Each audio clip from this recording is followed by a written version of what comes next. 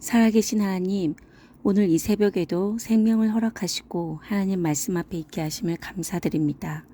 우리 생명을 보존하신 하나님의 일하심을 봅니다. 하루를 보내는 동안 긍정적인 일이든 부정적인 상황이든 하나님의 주권 안에 모든 일들이 일어나고 벌어지고 또 우리는 선택과 순종을 하고 있다는 사실을 알게 하여 주십시오. 하나님을 알고 믿고 따르는 사람이 되게 하신 하나님께 감사드리며 우리를 포기하지 않으시는 예수님의 이름으로 기도합니다. 아멘.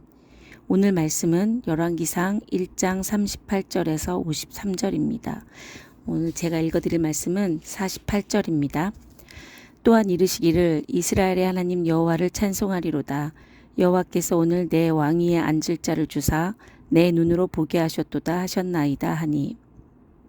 홈스쿨을 하는 저희 가정에서 제가 어느 정도 학습의 과정을 지도했을 때의 일입니다. 둘째 아들에게 수학 연산을 가르치는데 제 생각에는 간단한 덧셈인데 답을 적는데 한참이 걸리는 아이를 보면서 저는 아이가 딴 생각을 한다고 생각해서 등짝 스매싱을 하곤 했었습니다. 그 학년이라면 암산으로도 가능한 연산이었기 때문입니다. 아이가 자라 중학생이 되었을 즈음 둘째는 전체적으로 느긋한 성향인 것을 알게 되었습니다. 부모로서 자녀 양육에 있을 법한 사연입니다만 제가 둘째 아이의 성향을 전혀 몰랐던 게 아닌데 제 아내의 아이의 성향보다는 제가 바라는 바에 아이를 맞추고자 하는 것이 더 컸던 것을 알게 되었습니다. 그리고 이후에 저희 아들들이 그때의 저로 인해 적지 않은 상처를 받았다는 것을 알게 되었습니다.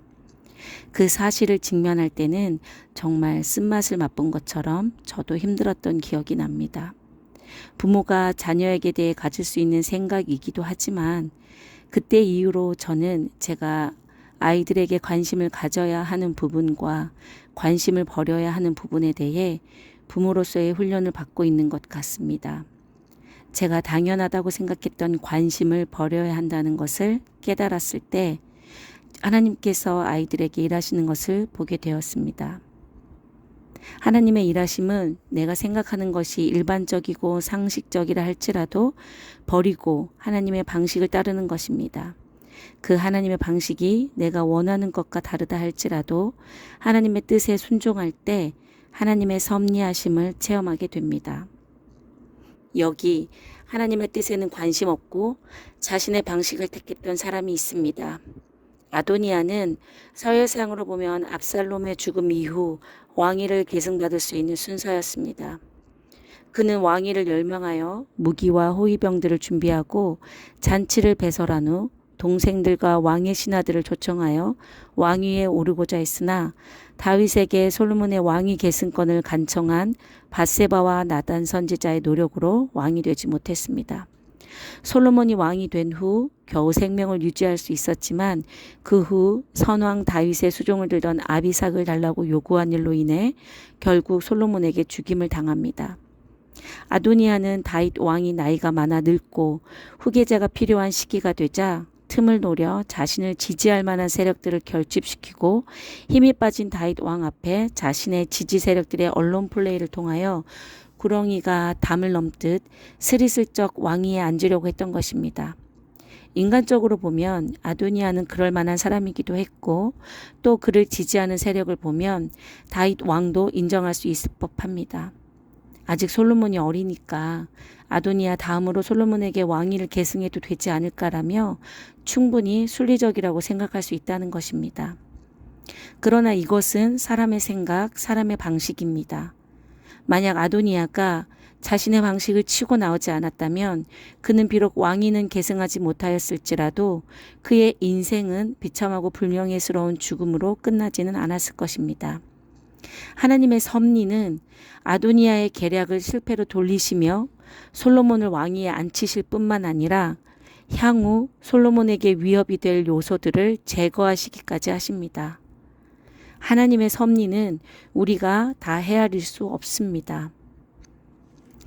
우리는 세상 가운데서 많은 부분의 선택과 결정 그리고 이행해 가는 과정을 살아갑니다. 순리에 맞게 사는 것 같습니다. 그런데 그 과정 속에서 우리는 하나님의 뜻을 얼마나 구하며 살까요? 사실 하나님의 뜻을 구한다는 것이 일일이 하나님께 할까요 말까요 묻는 삶이기도 하지만 이미 성경에 하나님의 뜻을 드러내 주셨다는 것에 집중해야 합니다. 그리고 우리 삶의 문제들을 말씀에 비추어 기도하면 우리는 하나님의 말씀의 방향성에 맞는 선택과 결정을 할 수 있습니다. 그것이 세상의 기준으로 볼 때 바보 같은 선택과 결정일지라도 하나님은 그런 순종을 통해 하나님을 보여주십니다. 하나님의 섭리입니다. 우리는 하나님께서 창조하신 귀한 생명들입니다. 하나님께서 지명하여 부르신 하나님의 백성이고 자녀입니다. 우리 눈에 안 보인다고 하나님이 아무것도 안 하시는 것이 아닙니다.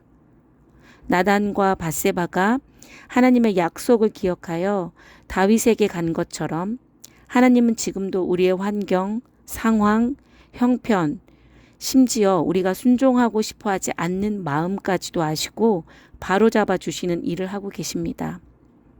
또한 내가 하고 싶은 것을 말씀에 비추어 보며 버려야 할 생각, 태도를 깨닫게 되었을 때 버리는 순종을 통해서 비로소 하나님의 일하심을 볼 수 있습니다. 예수 그리스도가 재림하실 때 우리가 가게 될 새하늘과 새 땅을 향하여 우리가 하나님의 뜻에 맞게 이 땅에서 뚜벅뚜벅 걸어가도록 차근차근 일하고 계십니다. 하나님의 일하심을 굳건히 믿음으로 주님이 주시는 참 평안을 누리는 우리 모두의 오늘 하루가 되길 소망합니다.